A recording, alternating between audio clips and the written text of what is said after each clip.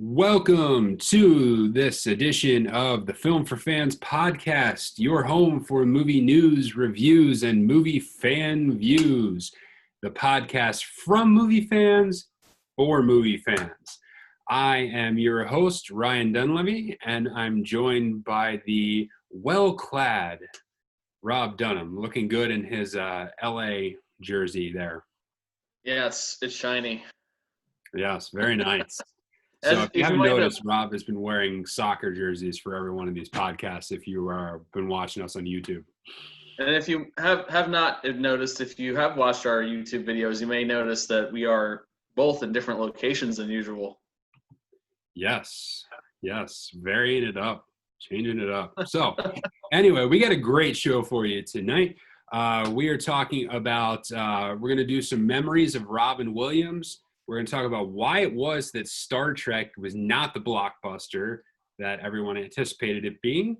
Do we actually miss Blockbuster video stores? All that plus our watch list. So, Rob, let's jump right in, and we have to start a little bit on somber news. It was a couple days ago was the 6th anniversary of the death of Robin Williams, and Robin Williams contributed quite a lot to the world of cinema. And I thought it might be a good time to take a moment and just kind of remember Robin Williams and what all he brought to the movie industry. And I thought maybe the best way to do it was just to talk about some of our favorite Robin Williams movies. So let's start with you. What do you like about Robin Williams? I mean, it's not a serious role at all, though there haven't been a whole lot of serious Robin Williams movies, but his performance as the genie in Aladdin is something that I think I'll always remember him for, and I think that it made the movie, and any other actor who had tried to do it would not have made the movie what it was. And I think there's a whole lot of people our age and younger who have benefited from that performance, and even my kids are in love with that movie and with the character that and the energy that he brought to that movie, and all the different accents and impressions and just wild craziness that he pretty much had free license to try things out, and he killed it in that role. Yeah. Aladdin was my favorite of the Disney movies. Not that I was super into them as a kid, but that was always my favorite. It was 100% because of Robin Williams and the genie role. Absolutely. How about you? I have two favorites. I have two favorites that are kind of inextricably linked. I have, and they tend to be his more serious roles. And Good Will Hunting, for sure. I love Good Will Hunting. Like, that is it's probably in my top 10, perhaps, maybe top 20, but it is a fantastic movie. I love Good Will Hunting, and the role Robin Williams played there, won an Oscar for. Just fantastic in that role as the mentor to Matt Damon's character, the psychologist, dealing with a highly talented but highly troubled kid, and just the role he plays in bringing that out and the depth of his character in that really showed the range of an actor that he is, known mostly for his antics and for his comedy, probably better than almost any other of the comedic guys turned movie actors in the variation of his roles and what he can do, and that he's completely believable in a 100% serious role. So that one, and also Dead Poet Society. I just have a soft spot for Dead Poet Society and his role as the teacher, Professor Keating, who challenges the boys in his class. Like you said, the broad variety of roles and tones that he took in movies is something that a whole lot of people can't pull off. I mean, the two you mentioned there are both incredibly serious, dramatic, meaningful, heartfelt performances, and then you look at Mrs. Doubtfire in contrast, or if you want to go even further afield, you look at Death to Smoochie, which is one of the most insane, comedic, twisted, performances I've ever seen in my life. Yeah.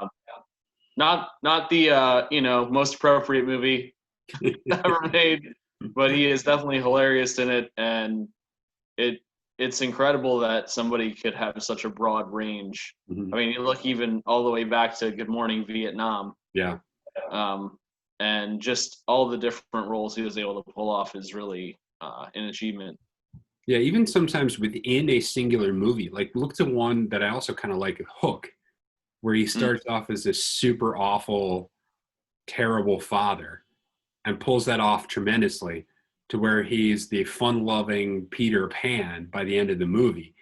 Just that shift in his acting within a singular movie showed he really was a fantastic actor. I mean, we could keep the crazy thing about him. The most impressive thing about him is I feel like we could keep going on and on and on. Yeah. What dreams may come. Not a like well received critically movie, but a movie that I have a soft spot for. Yeah. It's another one that the list just goes on and on It does. of what he has done and put on film. Mm-hmm. Yeah, and so just on this anniversary of his death, just being able to remember what he did contribute, what he was able to contribute to film. Rest in peace, Robin Williams. We were blessed to have you in the movie industry. So, and now move on to something a little bit more fun. This I put on the outline just because this makes me very happy. Tron 3. Tron 3. It has a director. It has a star actor in Jared Leto. And while it's not officially announced, it looks much, much more like it's going to happen. And I got to tell you, I am psyched about this. I am psyched about it. I love Tron Legacy. Tron Legacy to me was fantastic. Came out in 2010. I've been waiting for a sequel for this and just keeps getting pushed off. So the fact that we are this close makes me happy. If they can pull off the same tone and feel of Legacy, then there's a chance for it to be something special for sure. And maybe we can get a Daft Punk 30 Seconds to Mars song on the soundtrack. Yes. Daft Punk 30 Seconds to Mars collaboration. I am so here for that. That needs to happen. That needs to happen. Oh, man. The soundtrack, fantastic. Must happen. Oh yeah. The visual tones of that movie were unlike anything I've ever seen. I saw the Tron Legacy in 3D, and we talked about this. You and I had talked about this a while ago, but that movie in 3D was stunning. It was just stunning in IMAX, and so I'm hopeful that this thing gets done and that they're able to do it even better 10 years later with all the technological advances. I just can't wait for it. Okay, so moving on to this. I saw a really fun article in Entertainment Weekly this past week. There is count them, one Blockbuster video left in the entire world. And that Blockbuster video is in Bend, Oregon, and it is now open for an Airbnb. You can now rent this Blockbuster and spend the night in the Blockbuster. They have a whole living room set up, and you have free reign of all of the movies that are currently within that Blockbuster to watch. This has to be a dream come true for any like true movie buff. Yeah, we should say that you have to be local to the Bend, Oregon area, and you're only allowed to watch movies that are not already checked out. But other than that, it's pretty unique and awesome experience. Yeah, I think this is cool. It's kind of like if you're a baseball player, you get sleeping out in a Major League Baseball stadium or something along those lines. To just be surrounded by all of the movies would just be it's just a cool idea. It's a cool thing. It's this Blockbuster's now kind of got its own like little nostalgia and its little fan club just from being the last one. And the idea of spending the night there, it just sounds like a cool experience. Yeah, I know on Reddit they've had a couple posts about them selling some merchandise, Blockbuster pants and shirts and hats, and somebody posted a picture of a billboard from the town It has a picture of one of their employees with a rotary phone, and it says, "Don't know what to watch tonight? Why don't you give me a call?" And has the number for Blockbuster Video listed on it. Oh man, that's great. And so that kind of brings us into our first discussion item for the night. And it involves Blockbuster. And I want to throw out a premise to you, and I want to see what you think about it. I was contemplating recently that since the demise of Blockbuster and other video stores like it, I think we've lost something from the movie industry, from the personal movie industry as fans. I think we have lost something with the demise of the video stores and Blockbuster. Now, it makes perfect sense given technology and given where we're at that this was inevitably going to happen. But let me give you my premise. It's Friday night, back 2005. It's Friday night and you're with some friends and you want to go see a movie. You want to watch a movie. You get together, you drive somewhere, you drive to a Blockbuster, you possibly go out to eat, you grab some pizza or something, you go to a Blockbuster, you go searching around the store to find the right movie. It feels like an event. It feels like you went out and did something when you come back with your pizza and your movie that you all selected. It felt like you did something. Whereas now what we do is we sit at home and we scroll through Netflix or we scroll through Prime or we scroll through something else to figure out what movie it is. It doesn't actually feel like we did anything. You didn't leave the house. It wasn't an event. And secondly, along those lines is in a Blockbuster store, you could walk around the back catalog, which is always like in the center of the stores, all the older movies. You could walk around and visually see all the back catalog. You had a much better time navigating movies that you might have missed from previous eras. It's almost impossible to find older movies on Netflix and all these. The algorithms and the generation, there's so much content on there. It's really difficult to actually do some sort of targeted search of the back catalog. And I think there's a whole genre and whole eras of movies that have gotten lost because you can't potentially find them in a video store. What do you think? Well, I think that speaking to your hypothetical scenario is very much a real scenario for us when we were in high school and college. I remember in college having the dorm section have one of the Blockbuster passes where you could have like 4 or 5 movies out at a time. We would rotate who went and picked out the movie and just keep on rotating and rotating. Yeah, I on think my bill, by the way, I paid for those. Yeah. I think the big thing, Ryan and I were in the same dorm section for those of you who may wonder how long we've known each other. It's been a while. The communal aspect of being able to look through the movies, but also talk to the employees or talk to other random people who were there. Like, I can't tell you how many times I had discussions with people. Have you seen this yet? What do you think of it? Is it any good? Like, what would you compare it to?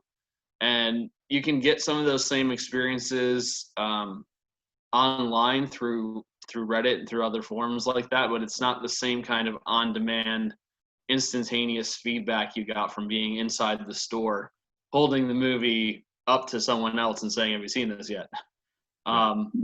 I think there was, even then, you talk about the back catalog, even then I feel like there was a certain pressure, expectation to try and watch something new. All of the new movies lying the outside of the store on the walls were the display, and I think often I would look through all of those, and if there wasn't something new that I wanted to watch that wasn't checked out, would I go over to the back catalog. But yeah, there's something to that hunt, that experience of finding one of the new movies still there, not actually checked out. Yes. Especially when it was brand new. And when they introduced the different passes you could get where you were guaranteed to be able to watch X number of new movies, like the first couple weeks they were out. It's definitely something that I miss the experience of, for sure. Yeah, that kind of panic run. Hey, we got to get there before this thing goes out. I mean, it's kind of dumb now that we consider it, but it was kind of fun. There was an element of fun to it, and I think there is an element that's been lost with that. And I love having all the on-demand options, and I love what some of these streaming services are really brought. But I think there is just something that we miss.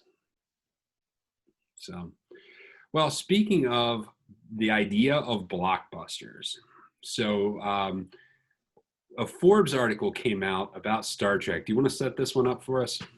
Yeah, so essentially the article was pitting Star Trek or contrasting it with the Marvel Cinematic Universe and saying, why did the Star Trek movies not succeed financially as much as the Marvel movies did? Why didn't they turn into worldwide blockbusters? Now, they certainly made some money, but they just didn't make as much as the Marvel movies. And as they went on, they made less and less money. And the most recent one, Star Trek Beyond, was a disappointment when looking at the financials. It didn't even recoup its budget domestically compared to what they spent on the movie.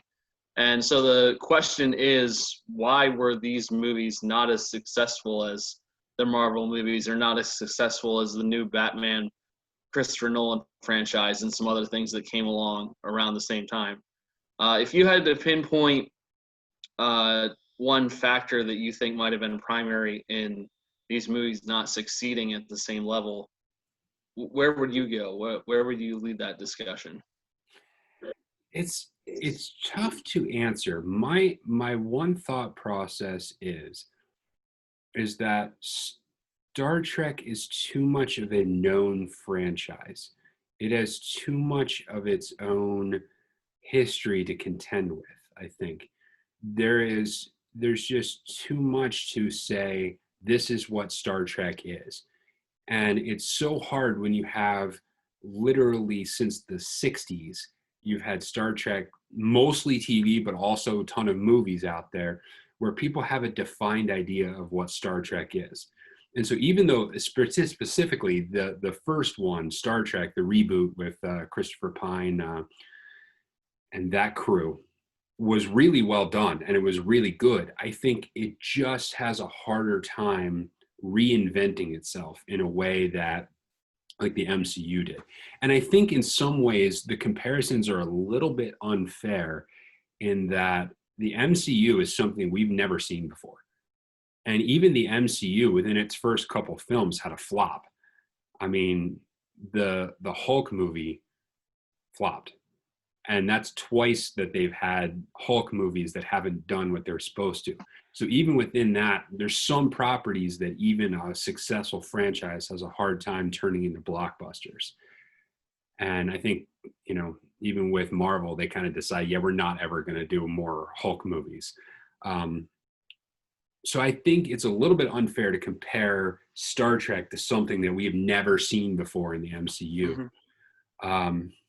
And it's hard for me to accept because I am a big Star Trek guy. I love Star Trek. And I thought the movies, for largely speaking, were good. I just think there's to reinvent it, you really have to define your place within the industry. And I think Star Trek, while basically said, hey, let's turn it into a fun, cool action movie, was not enough of a definition to say why you should re-engage with this franchise given the franchise's history. What do you think? Yeah, I think that they made an attempt to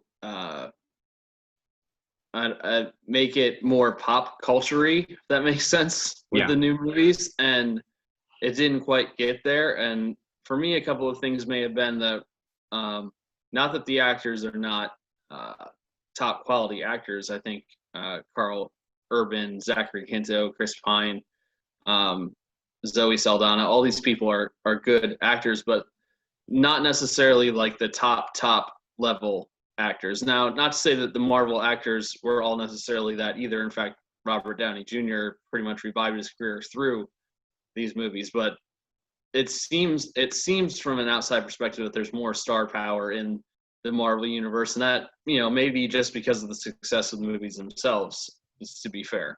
But I think there is something to that. And I also think that when you're looking at Star Trek, like you said, the weight of history and back catalog of Star Trek things that already exist.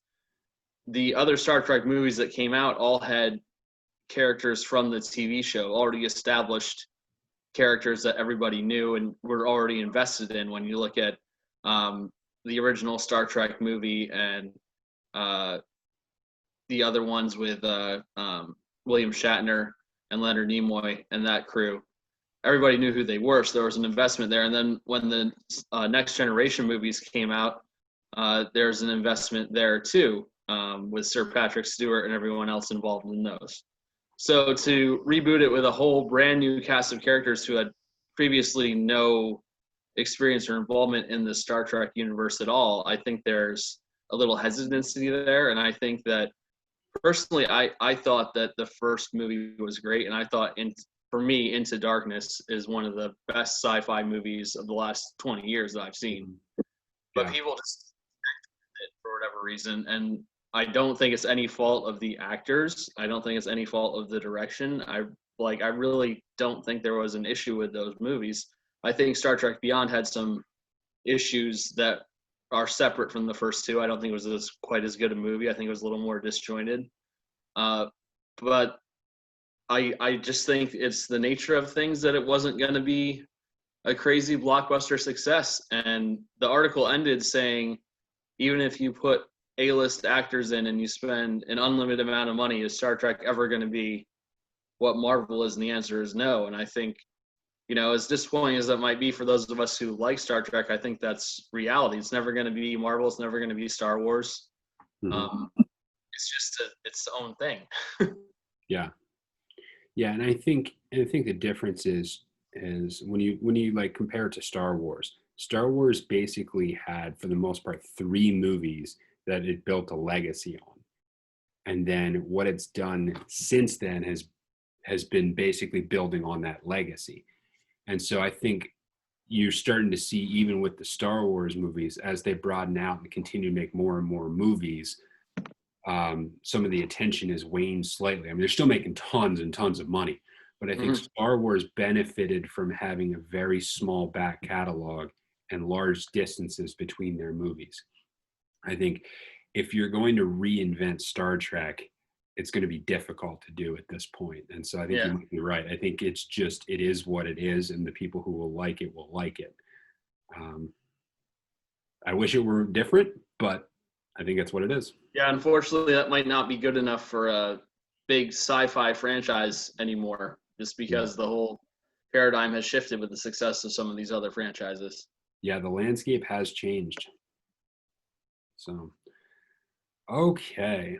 So let's move on to our watch list. So, for what we were watching last week, if you followed our podcast from last week, we talked about an article about 30 overlooked movies of the last 25 years. And we decided for this past week, we were going to dive into a couple of the ones on that list. In particular, Sunshine and Blackhat. So let's start out with Sunshine. Came out in 2007, sci-fi movie where they're a crew on a spaceship journeying to try and revive a sun to save the planet. Rob, where did you go with this one? What were your thoughts here? My initial overarching thought is I found the tone very interesting because it started out more drama suspense and ends up in more of a horror genre, which was really interesting to me, how they combined those two things. From it seemed as the movie went on, not that the whole thing is necessarily realistic to begin with, but it seemed fairly grounded in the reality of their circumstances at the beginning, and seemed to shift more and more away from that towards more of a fantastical, otherworldly kind of feel as the movie progressed. And I think they pulled it off. But I enjoyed the movie. I really liked the visuals. I really enjoyed the soundtrack that went along with the movie. It felt the movie felt simultaneously very big and very small. And I think that for a movie to succeed in the environment of outer space, that's the kind of thing you're looking for. For there to be interpersonal dynamics that matter to you, but also the concept of being so small in such a vast space. And I think they pulled that off really well throughout the movie. What are your? I know you had seen the movie before. This Mhm. was the first time I had seen it. Having seen it again, is there anything about your thoughts that changed, or what are your perspectives on the movie? Yeah, I don't remember having seen it before. I don't remember. I agree with you that it kind of turned almost into a little bit of a horror film at the end. I did not remember it having that kind of twist towards it. And it kind of, as I was watching it the second time, it actually reminded me of another movie that took that kind of turn, although probably in a more dramatic sense, and that was Event Horizon, Mm. the Sam Neill flick from, oh, I forget when it was, like late 90s, like 96, 97, somewhere in that range, where it starts out as this sci-fi adventure and then pivots to horror and becomes this like deep horror movie.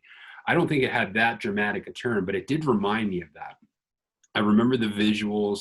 I remember the feel and tone. I thought it was interesting too because they actually had a pretty good cast of characters for a more indie film. Because a lot of them, you have Benedict Wong, you have uh, Chris Evans, Chris Evans, you have Michelle Yeoh. So a lot of them, Michelle Yeoh aside, who's been around forever, um, a lot of them weren't as well known, but they're and increased significantly in appeal since Mm-hmm. then. So it was interesting that you get a cast of what turned out to be pretty good actors.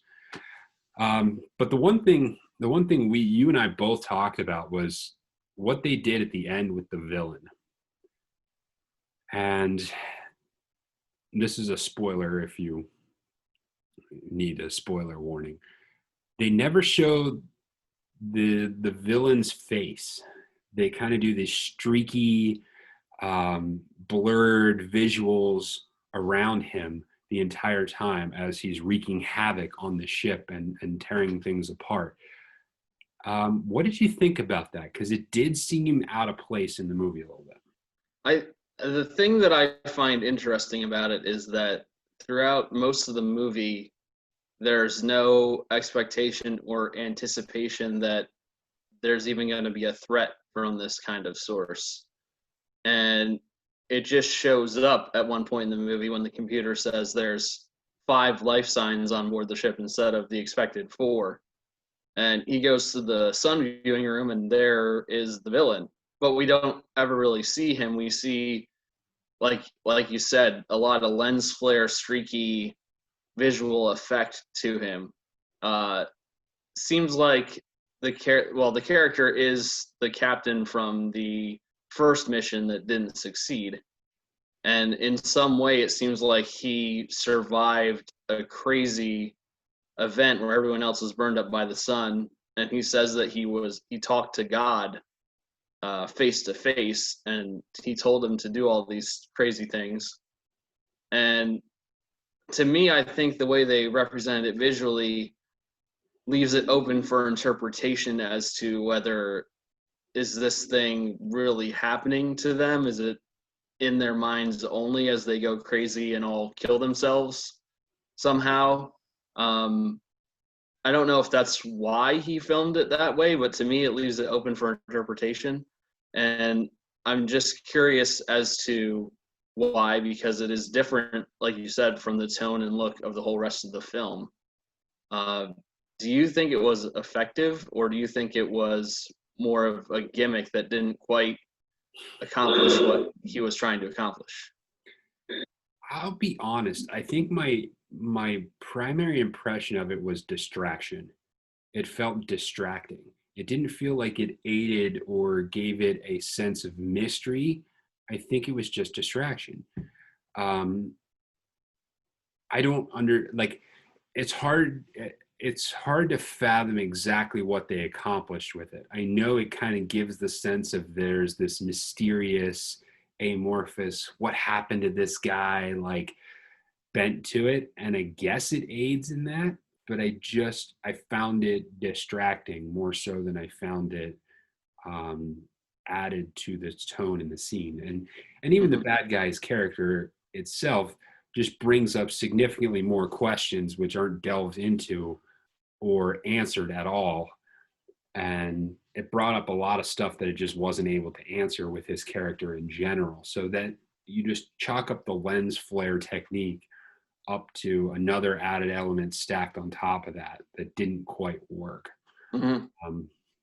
So I mean, by no means does it make it a bad movie. I just think that like you said, it brings up questions tonally about what exactly was the point.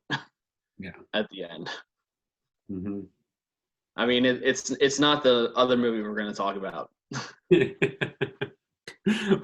Well, all right. So let's move on to the second movie off that list that we watched this past week, and that was Blackhat.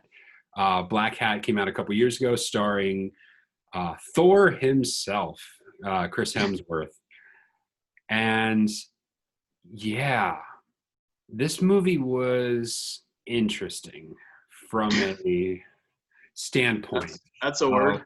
Yeah, go ahead. Talk about Blackhat here. So to me in general, and I said this to Ryan earlier, that sometimes I love movies so much that sometimes I forget that bad movies exist because I just enjoy almost all of them.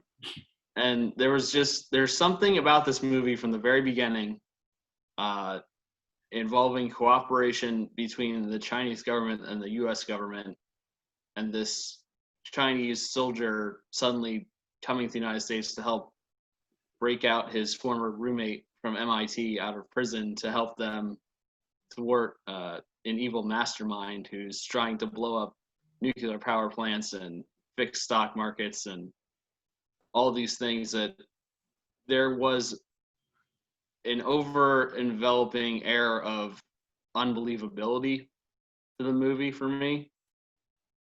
I never really got invested in the movie because it didn't seem like any of it was possible. How do you feel about that statement? Yeah, no, I think you're right on from that aspect. And for anyone who hasn't seen it yet, it's basically, the plot is it's a hacker movie. So it's supposed to be a classic hacker movie, and Chris Hemsworth plays this supervillain hacker. And you talked about the Chinese government and the American government. I mean, right away, it's a virus affected China badly, and it affected US not so badly. So let's send the Chinese guy over to America and we'll work together and we'll figure this out. There's no tension. There's no, like, he's just instantaneously in the next moment working with the U.S. government, breaking someone out of prison who's this major hacker who's committed all these crimes. It's like, you can hear the dogs upstairs. There are 2 dogs here. I don't have control over their volume, unfortunately. But I think with the movie, again, the unbelievability was a key factor in it. I mean, there were some good elements to it. I thought the pacing was done well. I thought some of the twist elements were decent and done well. But I think, like, a scene at the end, it's a shootout scene where the bad guys are shooting. The FBI agents roll up in the middle of this massive firefight and just get out of their cars and stand there and get shot.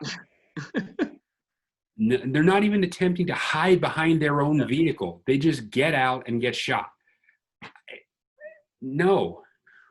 You made the good point about lack of tension when it came to the original premise of the movie, which is the 2 governments cooperating. The argument seemed to be, well, we've never done that before. We can't do it. But we really need to. Okay. Like, yeah.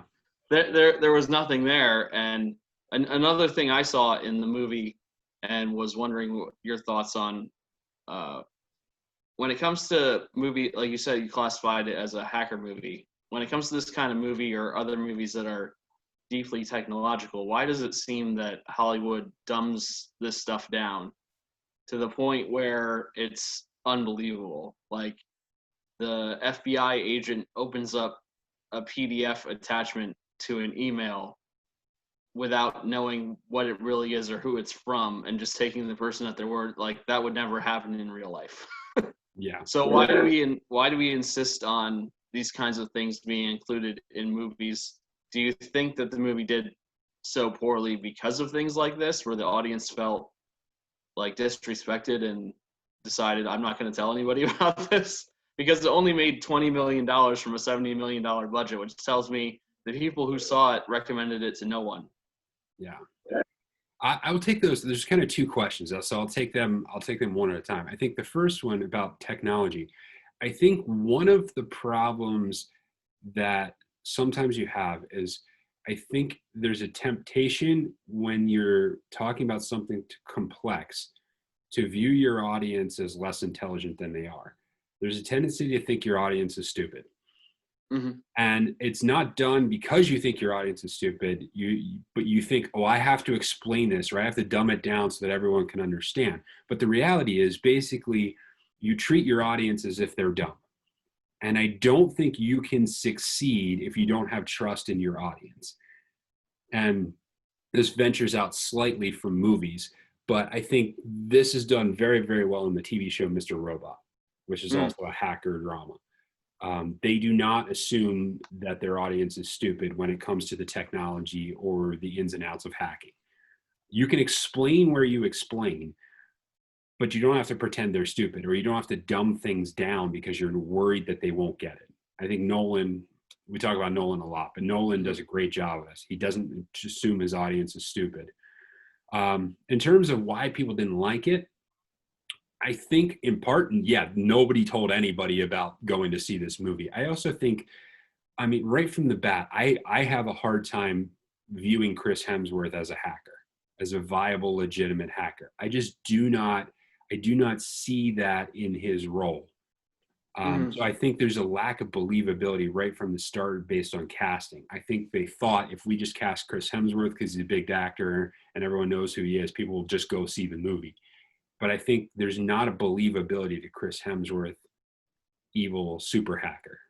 Yeah, there was something very off tonally about there being a firefight with Chris Hemsworth and his friend, and his skinny friend being the one who was shooting at other people, and Chris Hemsworth was hiding behind a box. Like, it just didn't seem real. And I think there's always the tendency when you're dealing with like hacker dramas to go hacker action and then try to portray those characters as the same thing. And they're really not the same subset of people. Yeah. And so I think you even saw this like old school movie Swordfish, late 90s Swordfish. So I think there's just a tendency to not let it be what it is and to try to combine it with big time action. So Blackhat does not get 2 thumbs up from us, in case anyone was wondering. No, I mean, it's not terrible, but it's not great. All right, let's talk about this coming week. All right, Rob, what you watching this coming week? That's a good question. I should probably think of something.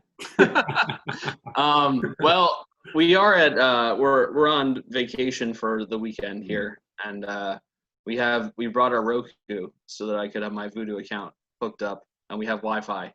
Nice. So I know in there are like probably 60 or 70 movies that we own through my brother that I haven't watched. So I think one thing I'm going to do this weekend, probably after my wife is asleep, is try and watch a horror movie that's on there that my brother has included, because he loves those and I don't. So I think that I might be leaning towards The Witch, which is something that he has really recommended to me as being a high quality movie. So we'll go with that. And then another one that I've seen on that list in our account that I haven't watched yet is The Ides of March. And I think I'll check that one out too. Political drama with Ryan Gosling, I believe, is the star of that. And so we'll check those two out for my personal experience and see how those go. Yeah, I like that movie, what I remember. Yeah, so for me this week, I will be watching Inferno, the third of the Robert Langdon Dan Brown novel books from The Da Mm. Vinci Code, Angels and Demons, and Inferno. I just finished reading the book Inferno, so I always got to go watch the movie after you read the book. So I like them, and I like that. For the most part, I like that whole series of movies. I think they're decent movies.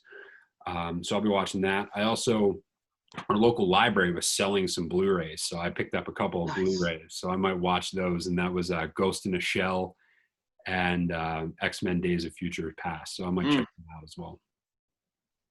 Nice. All right, Rob, you got anything else for us? My lunch is here, so I'm gonna go eat that. I think Oh, I'm love ready it. for Yeah, I'm hungry too. that. All right. Well, that is this week's episode of Film for Fans. Go check us out on all the podcast platforms: Google, Spotify, Stitcher, and check out our YouTube channel. And if you haven't been, go to filmforfans.com and check out our website. And we look forward to catching you next week. Until then, have a great time at the movies. Pop that popcorn.